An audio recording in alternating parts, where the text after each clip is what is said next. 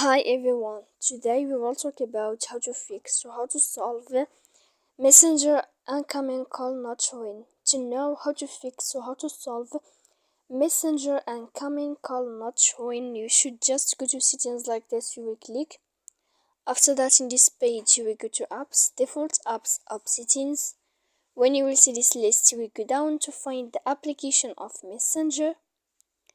Then in this page, you will go to click for stop. After that, you will enter to storage. When you will see this page, you will click clear cache. Then you will go to click clear data. And after all that, when you will end all this, you can turn off your Wi-Fi.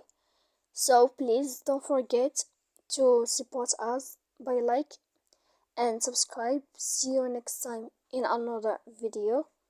And thank you for watching.